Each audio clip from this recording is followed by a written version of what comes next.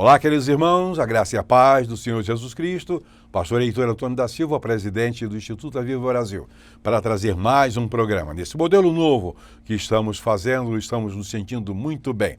Queremos nesta ocasião, nesta sexta-feira, e vamos até a quinta com esta mensagem, com este programa, com a mensagem que há de ser entregue aos nossos corações através do reverendo Luciano Lírio, pastor congregacional, preparadíssimo, professor universitário, falando aos nossos corações. Ouçamos, pois, a mensagem que Deus colocou no coração deste obreiro para nos abençoar. Ouçamos, pois. Paz seja convosco.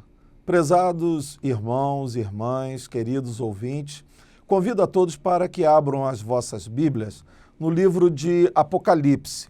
Hoje nós vamos falar sobre uma das 7 igrejas da Ásia, a igreja de Esmirna. Convido a você para ler a palavra de Deus que se encontra, o texto, em Apocalipse 8, Apocalipse 2, versículos 8 ao 11, que diz assim: E ao anjo da igreja que está em Esmirna, escreve: Isto diz o primeiro e o último, que foi morto e reviveu. Eu sei as tuas obras e tribulação e pobreza, mas tu és rico, e a blasfêmia dos que se dizem judeus e não o são, mas são a sinagoga de Satanás. Nada temas das coisas que hás de padecer. Eis que o diabo lançará alguns de vós na prisão, para que sejais tentados, e tereis uma tribulação de 10 dias, sê fiel até a morte, e dar-te-ei a coroa da vida. Quem tem ouvidos, ouça o que o Espírito diz às igrejas. O que vencer não receberá o dano da segunda morte. Que o Senhor abençoe a leitura da sua palavra. Nesse livro de Apocalipse, nós encontramos menções a 7 igrejas da Ásia, onde hoje é a Turquia. Mas o que era a cidade de Esmirna? Era uma importante cidade da costa oeste da Ásia Menor, famosa pelas escolas de medicina e de ciências.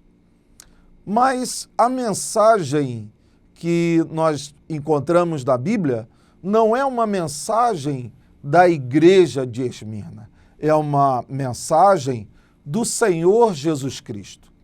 E nos chama a atenção que, no meio dessas 7 igrejas, algumas igrejas estavam em falta com a palavra de Deus e com o testemunho cristão. Algumas igrejas estavam totalmente desviadas e outras ainda mantinham algo da essência do cristianismo. Jesus Cristo ainda estava presente, mas estava junto com mais outros elementos que aqueles cristãos estavam trazendo para as suas casas, para as suas vidas, para os seus corações. O problema da igreja de Esmirna não vinha de dentro, mas de fora da igreja. Era o desafio de dizer não ao culto pagão ao imperador, que naquela época em que foi escrito, os cristãos estavam sendo obrigados a prestar o culto ao imperador romano.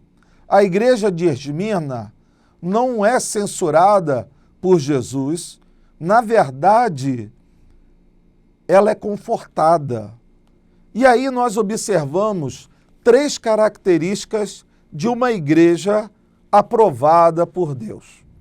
A primeira é que essa igreja ela é fiel. No versículo 10, nós observamos, olha o que o texto diz: Nada temas das coisas que hás de padecer.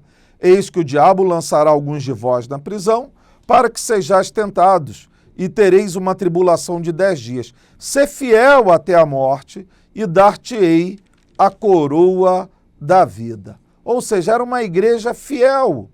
Exemplos de fidelidade nós encontramos na Bíblia. Observamos os 3 jovens, Sadraque, Mesaque e Abednego, diante da fornalha. Também o jovem José, que não se rendeu aos encantos da esposa de Potifar. Também encontramos no livro de Reis aquela menina ainda, serva de Naamã, que deu um brilhante testemunho quando estava em uma terra estrangeira e pagã. Era uma igreja corajosa. Os crentes de Esmina eram caluniados por falsos judeus, o que a palavra de Deus denomina de a sinagoga de Satanás.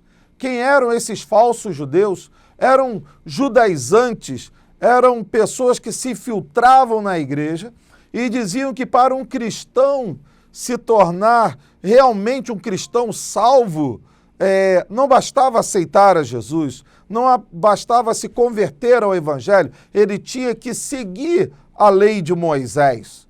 E esses mesmos judaizantes, falsos judeus, eles também deram trabalho a Jesus Cristo e também deram trabalho ao apóstolo Paulo, quando nós observamos principalmente a carta aos Gálatas.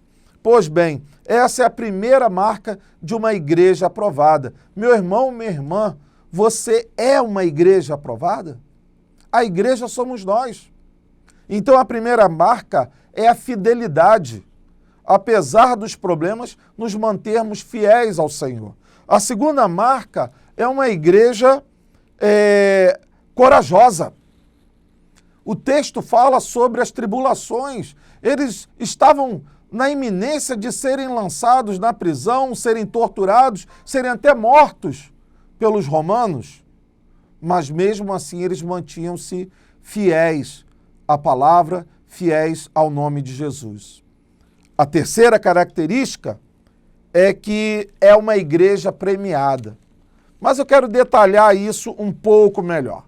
Algumas palavras que eu falei aqui, o sofrimento, né? Nós temos hoje um tipo de evangelho que diz que você não vai ter sofrimento aqui nessa vida.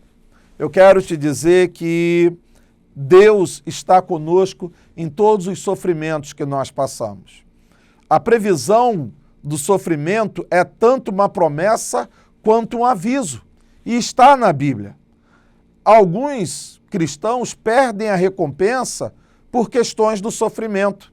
Na parábola do semeador, Jesus alertou que existem pessoas que, após ouvir a palavra, abandonam o reino de Deus quando são testadas pelo sofrimento.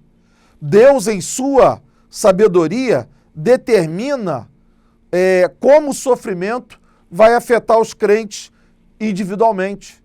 Devemos nos preparar os nossos corações para quando o sofrimento vier. Se não nos posicionarmos, querido irmão, querida irmã, os nossos corações para suportarmos o sofrimento, corremos o risco de entrarmos em depressão, nos desanimarmos e até perder a alegria de viver. Não é verdade? Muitos crentes na atualidade correm o risco real de serem varridos ou secarem como a planta se o sofrimento vier, porque eles nunca se posicionaram em seus corações para receber o sofrimento como parte da vida cristã. Jesus venceu o sofrimento e por isso ele nos chama para a mesma postura de coração.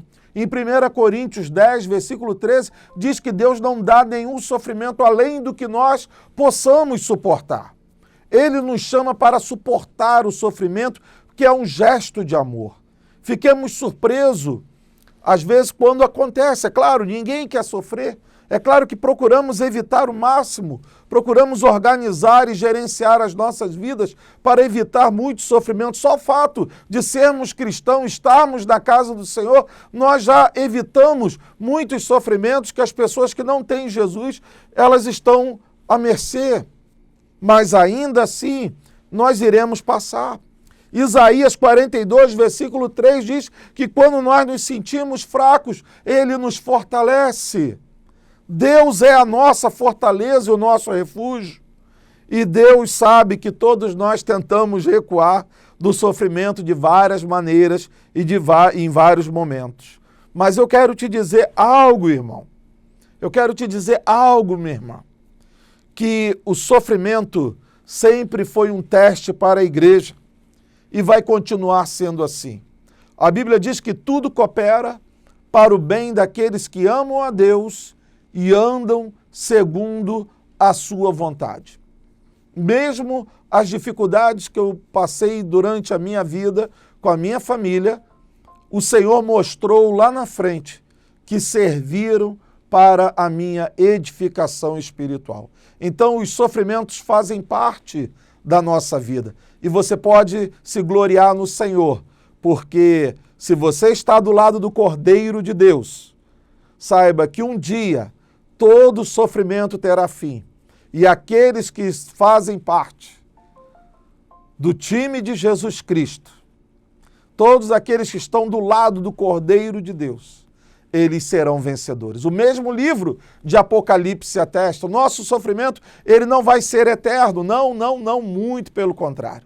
Todas as nossas lágrimas serão enxugadas. E eu finalizo dizendo que Deus recompensará o seu povo pelos sofrimentos da vida. Jesus sofreu a morte pessoalmente e Deus ressuscitou ele para sempre. Jesus promete fazer o mesmo pelos seus seguidores, dando-lhes coragem para suportar o sofrimento. E saiba que o mesmo Deus que ressuscitou o seu Filho, ele também tem o poder para ressuscitar na sua vida, remover a pedra que precisa ser removida e te dar o bálsamo, te dar o refrigério. E assim como a igreja de Esmirna, o Senhor termina concluindo, dizendo para eles que eles não sofrerão o dano da segunda morte, mas herdarão a vida eterna. Que o Senhor nos abençoe. Muito bem, queridos irmãos, após essa mensagem, eu volto a insistir pela divulgação, volto a insistir pela oração. A oração do justo pode muito em seus efeitos. E nós somos justos sim. Sabe por quê? Porque fomos justificados por Cristo pelo derramamento do seu sangue ali na cruz do Calvário. Não é uma justiça própria, não é justiça nossa, é a justiça proveniente do único justo que esteve na terra até hoje. Portanto, orem, peçam, porque nós acreditamos no poder de Deus, num grande avivamento para a honra e glória do Altíssimo. Portanto, na próxima sexta-feira, começando mais um programa, aqui estaremos para anunciar o Evangelho, aqui estaremos para trazer edificação. Ore por nós, divulgue ao máximo possível e até a sexta-feira próxima, se Deus assim nos permitir. Que Deus abençoe a todos. Amém.